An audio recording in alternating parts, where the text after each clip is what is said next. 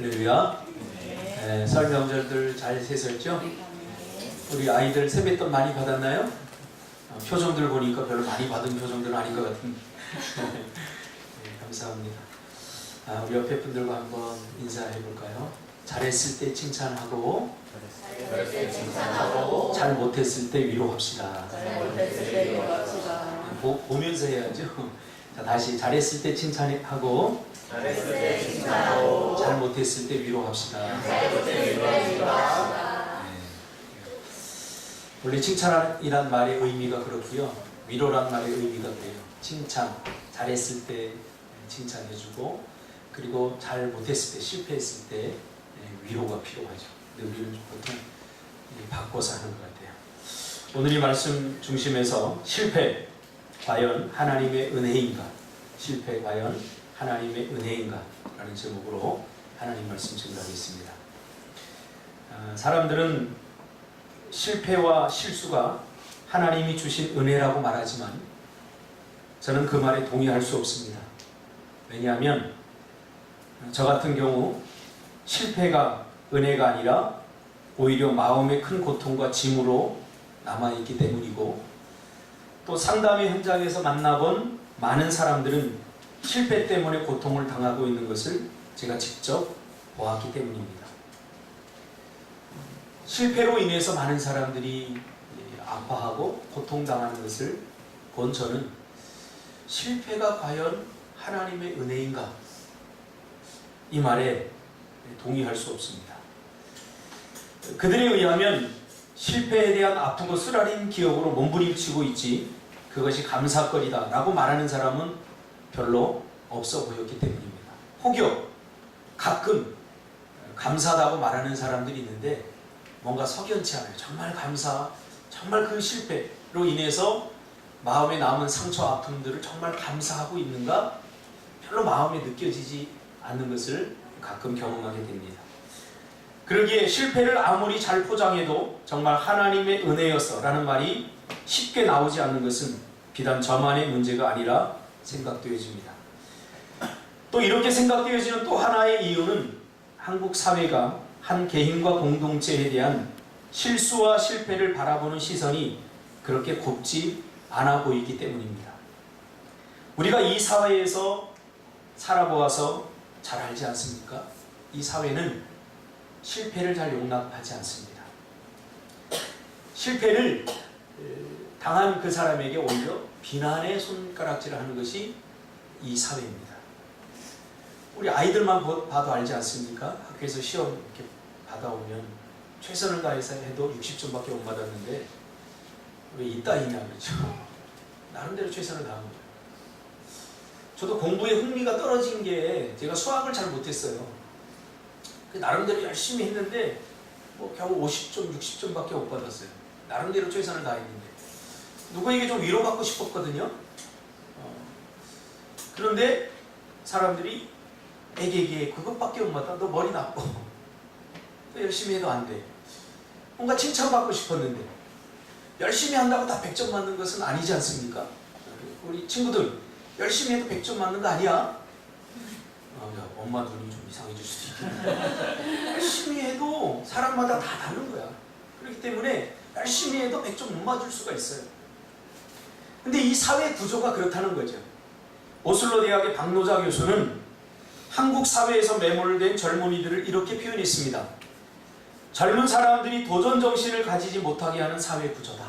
한국 사회가. 한 번 실패하면 다시 기회를 주지 않는 비정한 사회 구조 때문에 젊은이들이 애초에 도전할 의욕조차 가지지 않게 된다. 또 맞는 말 아닙니까? 왜 많은 사람들이 공무원 시험을 보려고 합니까? 안정되기 때문에. 그렇죠? 뭔가 도전했다가 실패하면 다시 기회를 준다면 이거 얼마나 좋은 일이에요. 그러나 이 사회 구조는 다시 기회를 주지 않아요. 우리가 비즈니스 선교하면서 사업을 해보지 않았습니까? 우리 태한 집사님 어떻게 좋은 기억으로 남아있나요? 네. 아닌 것 같은데. 제주도 가자고 할 때 가장 먼저 찬성한 사람이 김태한 집사님인데 그 이유 중에 하나가 아마 빨리 벗어나고 싶어서, 그 떡볶이집을 빨리 벗어나고 싶어서 그런 건 아닌가, 그렇게 한번 추측해 봅니다. 애초에 도전할 그런 의욕조차 가지지 않게 되죠. 실패가 주는 두려움들 때문에. 한번 실패하면 이 사회는 나고자 루저 취급을 받기 때문입니다. 실패와 실수에 반대하지 않는 사회는 절대로 행복한 사회가 될 수 없습니다. 공동체도 마찬가지고요. 또 가정도 마찬가지예요. 자녀들이 실수하고 엄마가 실수하고 아빠가 실수했을 때 거기에 관해서 관대할 때 그 가정에 웃음이 넘치고 공동체도 마찬가지 아닙니까? 그러면 성경은 실수와 실패에 대해서 어떻게 바라보고 있는지 오늘 베드로의 삶을 추적해 보면서 함께 은혜를 나누기를 원합니다. 사실 베드로는 여러분이 아는 것처럼 의욕이 과다한 사람입니다. 오늘 본문에도 보니까 예수님이다 누가 그러니까 바로 불속으로 바로 뛰어들지 않습니까? 너무나 멋져요. 다른 친구들은 배를 타고 천천히 들어오는데 누가 예수님이다 그러니까 바로 입수를 해버려요. 수영을 아마 잘했던 것 같아요. 베드로는 의욕이 좀 과다한 사람입니다. 생각하고 행동에 옮기는 사람이기보다는 먼저 행동하고 나중에 생각하는 사람이죠. 이것이 잘못된 것은 아닌 것 같아요. 왜냐하면 베드로의 성격이기 때문에, 베드로의 본질이기 때문에, 베드로의 정체성이기 때문에. 그래서 그는 뭐든 할 수 있다 큰 소리를 칩니다. 그래서 어떻게 보면 열정이 대단한 사람처럼 보이지만 또 다른 한편으로 보면 별로 신중해 보이지 않습니다. 생각해 보세요. 예수님이다 그러니까 어때요? 정말 예수님인가? 하고 봐야 되잖아요. 그런데 베드로는 바로 물로 뛰어들어요. 먼저 행동하고 보는 그런 사람이죠.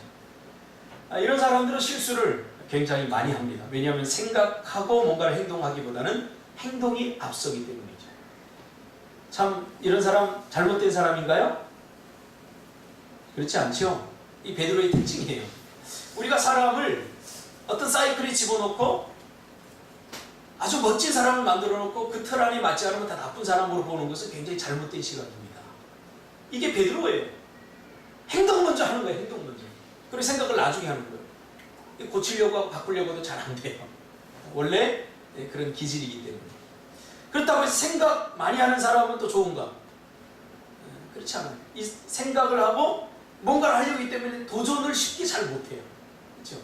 이 사람의 특징이죠.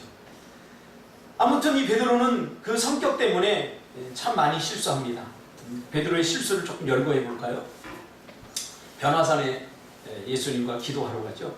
그때 모세와 엘리야와 더불어 그 빛나는 영광의 모습으로 예수님이 변하는 것을 보고 이 베드로가 뭐라고 얘기합니까? 예수님, 여기서 살죠. 초막셋을 짓고 여기서 살죠. 여기서 살았으면 좋겠습니다. 그러니까 앞뒤 생각이 없는 거예요. 그냥 그 순간이 좋고 그 시간이 좋은 거예요. 그러니까 여기서 살자라고 이야기를 합니다. 또 무리를 걸으시는 주님을 보고 나도 걷게 해주세요. 그리고는 바로 뛰어듭니다. 그리고 출렁이는 파도를 보고는 물에 빠져서 살려달라고 아우성을 칩니다. 주님이 자신이 십자가에 달려 죽게 될 것이라고 말하자 주님 그런 일이 절대 일어나지 않을 것입니다. 내가 책임질게요. 주님에게 그런 일이 절대 일어나지 않게 할게요. 라고 호언장담을 해버립니다. 또 주님이 잡히시던 날 밤에 칼을 품고 갔다가 주님을 잡으러 오는 대제사장의 종 말고의 길을 잘라버립니다. 얼마나 멋집니까? 제 주변에 이런 사람이 좀 많았으면 좋겠어요. 마치 예수님 보드가드 같은, 예수님 얼마나 인간적으로 풍성이 있겠어요. 얼마나 든든했겠어요. 또 예수님이 그렇게 얘기합니다. 너희 중에 나를 배신할 자가 있다 라고 말하자 다른 사람은 다 주님을 배반할지라도 나는 절대로 주님을 배반하지 않겠다고 하고는 작은 계집종 앞에서 3번이나 주님을 모른다고 그렇게 부인해버립니다. 자, 실수투성이죠. 그렇죠? 그런데 예수님은, 성경은 이 베드로의 실수에 대해서 뭐라고 말할까요? 참 못된 놈이다. 참 의리도 없는 놈이다. 이 문제가 심각한 놈이다. 참 철없는 놈이다. 그렇게 말할까요? 성경은 이 베드로에 대해서, 또 예수님은 이 베드로에 대해서 어떻게 말할까요? 너무나 많은 실수와 실패를 한 이 베드로를 향해서 실패한 인생이라고 말할까요? 오늘 본문이 그 답을 주고 있습니다. 먼저 베드로가 실수하고 실패한 이유를 살펴보면 마태복음 16장 23절 예수님께서 이야기를 해줍니다. 베드로야, 네가 그렇게 실수를 많이 하고 실패를 많이 하는 이유가 뭔지 아니? 네가 하나님의 일을 생각하지 아니하고 도리어 사람의 일을 먼저 생각하기 때문이야 라고 말씀해주고 있는 거죠. 그렇습니다. 우리의 실수와 실패 뒤에는 항상 하나님의 일보다 사람의 일을 먼저 생각할 때 발생하게 됩니다. 자녀 교육도 마찬가지죠. 말씀대로 키워야 되는데 주변의 사람들이 학원 보내고 주변의 사람들이 하는 것을 보면 나도 욕심이 생겨서 그 따라하게 돼요. 그러다 교육을 망칠 수가 있어요. 우리는 항상 하나님의 일을 먼저 생각하는 여러분들이 되시기를 주님의 이름으로 축복합니다. 이 상황이라면 하나님은 어떻게 생각하실까? 이런 상황 속에서 하나님은 어떻게 결론을 내리실까를 생각하는 것이 중요하다는 거죠. 그럼에도 불구하고 이것은 우리 사람들의 뼈저린 한계입니다. 하나님의 일을 먼저 생각해야 되는데도 불구하고 우리는 늘 사람의 일을 먼저 생각합니다. 어쩔 수 없어요. 실수와 실패를 통해서 다시 실수와 실패가 없어지는 것이 아니라 그래도 실수와 실패가 계속해서 반복된다. 참 고통스러운 일이에요. 실수하고 실패하면 다음에는 그런 일들이 반복되지 말아야 되는데 우리는 그런 실수와 실패를 통해서 교훈받지 못한다는 거, 배우지 못한다는 거. 그럼에도 불구하고 또 실수한다는 거. 하나님이 주신 은혜들을 너무나 쉽게 잊어버려요. 그럼 뭐가 잘못됐느냐? 잘못된 게 아니라 이게 우리 인간이에요. 이게 우리의 정체성입니다. 우리는 사람의 일에 너무 익숙해져 있지 않습니까? 그러니까 실수와 실패가 없을 수 없다는 것입니다. 베드로처럼 말이죠. 베드로는 오늘 주님이 부활하신 후에 지금 주님이 만나주시러 간 거예요. 그렇죠?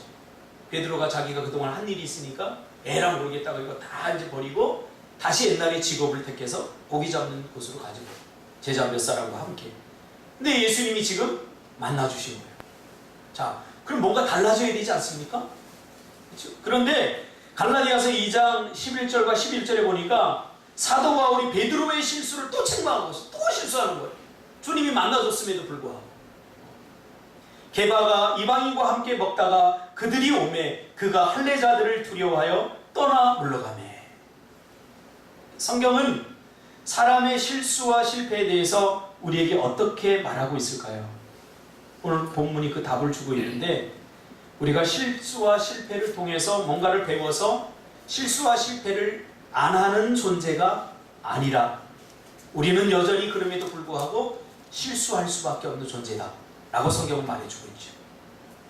그래서 우리는 실수할 수밖에 없는, 실패할 수밖에 없는 존재임을 인정하는 것이 먼저예요. 그래야 우리 사람의 교만함을 극복할 수 있어요. 우리 어떤 사람들이라고요? 하나님의 은혜를 받고 실패를 통해서 뭔가 교훈을 받아서 다시 실수하지 않은 인생들이 아니라 그럼에도 불구하고 다시 실패하고 실수만 할 수밖에 없는 우리 인생들이라고. 그럼 부부싸움 하면 알잖아요. 아이들인데 이런 얘기 해도 되겠죠? 부부싸움 하면 다시는 안 그럴게 그래요. 다시 안 그러나요? 태한 집사님 다시 안 그러나요? 바로 그럽니까? 네, 감사합니다. 제 설계 적극적으로 개입해 주셔서 바로 그렇죠. 그래, 이게 우리라는 거예요. 이게 그렇다고 해서 그때 내가 다시는 안 그럴게 한 그 마음이 같지 않을까요? 그 진심이에요. 이걸 통해 여러분 뭘 깨닫습니까? 우리 인생이 이렇게 약하다는 거예요. 우리가 이렇게 부족하다는 거예요. 그러니까 아내들은 남편이 잘못했어 다음부터 안 그럴게 그럴 때 그냥 그래 하고 끄덕여줘야지. 아이고 말로만 하면 안 돼요. 좀 행동을 고치고 말로만 그러지 말고. 그러면 안 된다니까요. 아내도 마찬가지고 남편도 마찬가지예요. 우리는 어쩔 수 없는 실수할 수밖에 없는, 실패할 수밖에 없는 인생들이기 때문에 그래요. 그렇다고 해서 그거를 또 교묘하게 이용해서도 안 되죠. 중요한 건 뭡니까? 그럼에도 불구하고 우리는 실수할 수밖에 없다. 실패할 수밖에 없는 연약한 인생들이다. 라는 것을 인정하자는 거죠. 그러므로 실수할까봐 아무것도 안 하고, 손가락질 당할까봐 아무것도 안 하고, 자신의 무능이 드러날까봐 아무것도 안 하고, 이런 사람들 정말 성경에서는 게으르고 악한 종이다라고 말해요. 교회에서도 무슨 일을 할 때, 또 우리 아이들도 무슨 일을 할 때 실수할까봐, 실패할까봐. 왜냐하면 실패와 실수가 내게 만들어 놓은 상처와 아픔들, 트라우마들, 이런 것들 때문에 또 실패하면 손가락질하고, 또 실수하면 퍼니시먼트하고, 이런 것들 때문에 우리가 못한다는 거예요. 근데 예수님은 그렇게 하지 않았다는 거죠. 하나님이 우리를 구원해 주시는 것은 죄를 짓지 않고 실수하지 않는 수준의 사람으로 구원해 준 것이 아니라는 거예요. 죄를 지어도 그 죄를 회개함으로 용서받고 해결할 수 있는 수준의 사람으로 우리를 구원해 주신 거죠. 그러므로 우리는 서로가 서로를 대할 때 실수하는 사람, 완벽한 사람으로 봐서는 안 돼요. 제가 늘 이야기하잖아요. 우리 기독교는 돌을 닦는 종교가 아니에요. 그래서 30년 예수 믿어도 똑같아요. 30년 믿으면 뭐 다를 줄 아세요? 아니에요. 똑같아요. 제가 믿어보니까 똑같아요. 매일 죄의 유혹을 받고 매일 분노가 일어나고, 주님을 그 순간, 그 시간 의지하고 주님을 의존하지 않으면 30년 믿은 사람이나 지금 바로 믿은 사람이나 똑같아질 수밖에 없어요. 우리가 서로 사람을 바라볼 때도 이래야 돼요. 이런 시각으로 바라봐요. 목사도 똑같아요, 여러분. 성도들과 똑같아요. 다를 게 없어요. 정말 주님을 더 많이 의지하고 더 많이 기도하고 하나님 앞에 자신을 드러내놓지 않으면 똑같다는 거예요. 다 실수하고 실패할 수밖에 없는 인생이에요. 한국계 목사들이 잘못하는 게 있어요. 뭐 목사가 되면 대단한 줄 알고 죄 안 짓는 줄 알고, 아니에요. 똑같아요. 그래서 늘 조심해요. 늘 조심해요. 늘 주님을 의지해요. 여러분들도 마찬가지예요. 저는 제가 개척교회에서 전도사 생활했는데 그 목사님이 지금 보면 참 지혜롭다고 생각해요. 그때 교회에서는요, 남자 여자 둘이 있을 때는 다 문을 열어놨어요. 만약에 남자 여자가 둘이 있는데 문이 닫혀 있잖아요. 그럼 목사님이 되게 많이 혼냈어요. 뭐라고? 근데 이해가 안 됐어요. 왜 목사님 그 의심이 많지? 좀 서로 믿고 살지. 근데 이해가 돼야지. 그게 왜 그러는지. 왜? 하나님 앞에 우리는 다 똑같은 실수할 수밖에 없고 실패할 수밖에 없는 그런 사람들이라는 거죠. 그러므로 사람의 실수는 하나님의 은혜로 덮어지는 것이지 스스로 극복하고 이겨낼 수 있는 것이 아닙니다. 사람의 실패는 하나님의 용서와 다시 찾아주시는 기회로 거듭나게 되어 있는 것입니다. 오늘 베드로 보세요. 얼마나 많이 실수했습니까? 얼마나 많이 실패했습니까?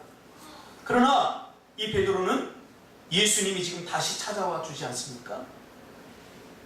내가 실패했는데도, 주님을 3번이나 모른다고 강력하게 부인했는데도 예수님은 아무 일이 없었다는 듯이 다시 찾아와 주셔요. 그리고 변함없는 사랑으로 베드로가 그 자리에서 다시 일어설 수 있도록 그렇게 힘을 주시고 격려를 해주시는 거예요. 그래서 베드로는 일설에 의하면 나중에 십자가에 거꾸로 달려 죽었다는 거죠. 예수님이 십자가에 달려 죽었는데 나 같은 것이 그냥 달려 죽을 수 없다고 거꾸로 매달아 달라고 해서 거꾸로 딱 매달려 죽었다고 그러죠. 그렇게 예수님을 부인했던, 자기 살 궁리만 했던 이 베드로, 뭐가 변화시킨 거예요? 실수해도 변함없이 사랑을 보여주시고 실패해도 다시 시작하라고 다시 찾아와 주시는 그 주님, 그 주님의 사랑을 경험했기 때문이죠. 여러분, 이 사랑을 경험하시기를 주님의 이름으로 축복합니다. 이게 신앙의 전부고 답니다. 그러니까 사랑이 없으면, 제가 늘 강조하잖아요, 아무것도 아니니까요. 사랑이 없으면, 여러분과 저 사이에 사랑이 없으면 아무것도 아니에요. 부부 사이에도 사랑이 없으면 아무것도 아니에요. 생각해 보세요. 그동안 베드로가 자신이 한 짓거리가 있고 한 말을 다 알고 있는데 어떻게 머리 들고 주님을 다시 만날 수 있겠습니까? 그러나 주님은 우리를 사랑하시되 죄인이었음에도 불구하고 우리를 사랑해 주셨습니다. 이 말이 뭘 의미하는 줄 아세요? 내가 어떤 행위를 해도 나의 사랑은 변함이 없다는 거예요. 네가 나를 부인해도 나는 너를 여전히 사랑한다는 거예요. 이 사랑이 우리를 굴복시키는 거예요. 사실은 우리 가짜 사랑하잖아요. 조건적으로 네가 나를 사랑하면 나도 너를 사랑한다. 근데 제가 경험한 주님은 정말 내가 여기에 꺼내놓을 수 없을 만큼 큰 죄를 졌는데도 불구하고 주님은 나를 다시 찾아와 주셔요. 뭐 내가 잘해서 내가 복받고 사는 거 절대 아니에요. 이 변함없는 사랑, 하나님이 우리를 애초에 사랑해 주시기로 작정하신 사랑, 이 사랑. 베드로 보세요. 낯짝도 두껍죠. 어떻게 보겠어요? 근데 주님이 아무 일 없었다는 듯이 찾아와서 베드로를 격려하고 위로해 주는 거예요. 부인하는 것이 위로받을 짓입니까? 도망친 것이 격려받을 일이냐 말이에요. 그러나 주님은 아무 일이 없었다는 듯이 다시 찾아왔어요.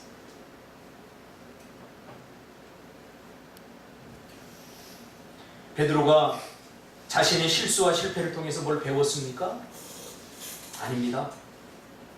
배우지 못했습니다. 우리는 망각의 존재들이기 때문에 금방 잊어버립니다. 보세요. 지금 여러분들 얼마나 많은 사람들의 은혜를 입고 여기까지 왔어요. 기억나는 사람 있어요? 아니잖아요. 다 자기 애가 강해서 내가 중요하잖아요. 내가 먼저고 나에게 은혜 베푼 사람은 그 다음이잖아요. 하물며 하나님도 마찬가지 아닙니까? 근데 놀라운 것은 뭐예요? 사람들은 그렇게 하면 야 제가 은혜를 모르네 그리고 서운해하고 연락도 끊어버리는데 하나님은 그렇게 하지 않는다는 거예요. 이게 진짜 사랑이 이게 진짜. 우리는 다 그런 사랑을 받은 사람들이 할렐루야. 여러분 안 받은 척은 가만히 있지만 저 다른 거 필요 없어요. 제가 기도 많이 하고 막 은혜 충만하고 이래서 좋은 게 아니라 내가 무슨 짓거리를 해도 하나님은 변함없이 나를 사랑해 준다는 거예요. 이것이 정말 마음속 깊은 곳에서부터 순간순간 이렇게 올라올 때마다 얼마나 감사한지 몰라요. 이것 때문에 하나님을 더 사랑하고 싶고 주의 일을 더 열심히 감당하고 싶고 이것 때문에 내가 복받기 위해서 뭘 감당하는 게 아니라 내가 형편없는 인생이고 베드로가 누구예요? 저와 여러분 아닙니까? 저와 여러분 아니에요? 실수하잖아요. 날마다 실패하잖아요. 안 그렇게요. 주님 앞에 해놓고 우리 태안 집사처럼 바로 그림버리잖아요. 하나님 앞에. 근데 주님은 어때요? 요놈 봐라 괘씸하네. 그런 적이 한 번도 없단 말이에요. 저에게.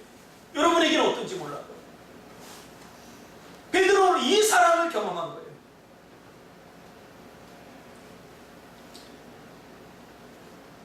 우리 큰딸이 어릴 적에 우리 여자친구 이쁘게 생긴 여자친구 몇 살이에요? 오 9살이나 됐어요. 저 나이보다 더 어릴 때 5살 6살 때인 것 같아요. 근데 집사람이 이제 직장을 다니고 제가 어린이집을 데려다 주고 또 데리고 이렇게 했는데 남자들은 사실 애를 잘 못 봐요. 구조적으로 뭐 핑계 대는 건 아니지만 여자들이 훨씬 섬세하거든요. 남자들은 뭔가 봐도 좀 실수해요. 근데 또 애들이 또 반드시 실수하는 게 뭐냐면 쇼파위에 우유를 반드시 갖고 가요. 쏟을게 반드시 갖고 가더라고요. 그러면 우리는 예측하죠. 저 분명히 쏟는다 그러니까 그 쏟으니까 갖고 가지 마. 근데 애들은 또 반드시 갖고 가요. 우리 예린이도 갖고 갔어요. 누구 닮았는지 말을 안 들었어요. 갖고 가도 우유를 팍 쏟아버렸어요. 그게 패브릭천이라 좀 짜증나는 일이죠. 쏟아요. 그 순간 여기서부터 여기까지 올라오는데 한 0.1초도 안 걸렸어요. 팍 올라오는 거예요. 뭔가 내가 뭐라고 그랬어? 너 그거 흘린다고 그랬지? 그러니 가져가지 말라고 그랬지? 근데 얘가 당황하면서 그때 눈빛을 아직도 잊지 못해. 아빠 닦으면 되잖아. 우선 뒤통수로 뭔가 맞은 느낌이었어요. 닦으면 되는데 닦는 게 귀찮으니까 닦으면 돼요. 닦으면 됩니다, 여러분. 닦으면 돼요. 그날의 이 사건이 나에게 아주 깊게 남아있어요. 우린 좀 게을러요. 그리고 닦아서 안 되기도 해요. 사실 닦으면 돼요. 그냥. 매사에 모든 하는 행동 하나하나에 토를 달고 이렇게 해라 저렇게 하지 마라 이렇게 해라 그것 봐 내가 뭐라고 그랬어 그렇게 하면 안 된다고 그랬지 이렇게 하면 우리가 뭘 도대체 할 수 있을까요? 하나님이 그렇게 하면 우리를 태안이 너 봐봐 내가 그렇게 하지 말라고 그랬지 그러니까 그렇게 되는 거야 내가 뭐라고 그랬어 하나님이 사사건건 우리의 삶에 이렇게 대하고 있다면 우리가 할 수 있는 일이 도대체 몇 가지나 될까요? 두려워서 못할 거예요. 그러나 하나님은 오늘 베드로를 통해서 만나는 하나님은 이 매몰찬 아빠처럼 내가 실수할 때 기다렸다는지 달려들어서 다그치는 분이 아니라 그저 손수건을 꺼내들어서 아무 말 없이 나의 허물과 죄를 닦아주시고 덮어주시면서 다시 한번 시작해 하고 기회를 주시는 분이라는 거지. 그러므로 실패 자체가 하나님의 은혜가 아닙니다. 실패해본 분들 아시죠? 저도 실패를 몇 번 경험하면 아직도 가슴에 트라우마가 있어요. 실패 자체가 하나님의 은혜가 아니라 진정한 은혜는 실패해도 실수해도 여전히 변함없는 사랑으로 다시 찾아와 기회를 주시는 하나님의 변함없는 사랑, 이것이 은혜죠. 할렐루야. 그러니 여러분 뭘 하든지 두려워하지 마세요. 좀 못하면 어때요? 좀 안 되면 어때요? 하나님이 다시 그래 희수야 아이고 뛰다가 넘어져서 톡톡 털어주고 다시 손을 잡아 일으켜 주시고 다시 한번 시작해. 이게 주님이신데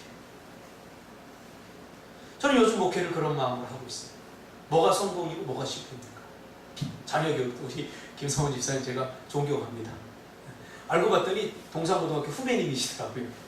그런데 아이들을 이렇게 홈스쿨링 한다는 거 그냥 그 말 한마디 자체만으로 제가 가슴이 아려와요. 얼마나 주변 사람들이 시선이 따갑고 홈스쿨링 하는 아이들은 얼마나 뭔가 달라서 저렇게 할까? 어떤 프로그램을 가지고 할까? 홈스쿨링 하는 아이들은 얼마나 멋질까? 뭐 별 시선으로 다 볼 거 아니에요. 그럼에도 불구하고 자녀들이 든든한 버팀목이 되어서 지금까지 한 7년 동안 왔다는데 정말 존경합니다.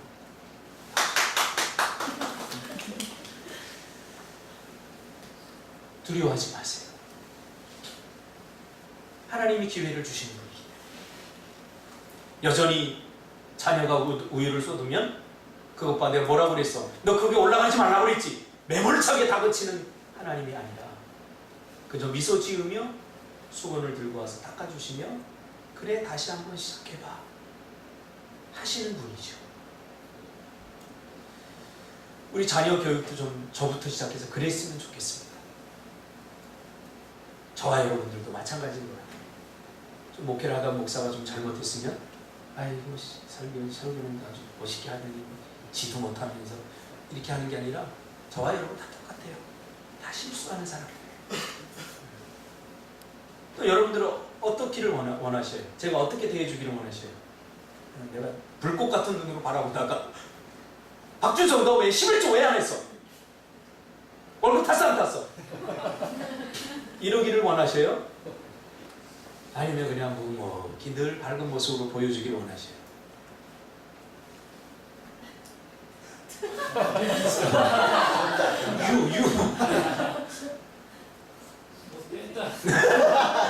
애에 따라서 못된 짓 좀 해달라고요? 여러분 제가 경험한 하나님 또 우리가 경험한 하나님은 이런 분이십니다. 자꾸 결과에 서서 성공했다 실패했다 이렇게 하지 마시고요. 그냥 과정 속에서 우리가 기쁨으로 자녀들도 키우고 요즘 저는요 자녀 키우는데 이 애들이 크는 게 너무너무 아까워요. 우리 애들이 벌써 5학년 6학년이 됐어요. 예전에는 이렇게 안 왔는데 작년까지만 해도 우리 예담이가 가슴이 나오기 시작하면서 엊그제가 안 오니까 가슴을 솔직히 빼더라고요.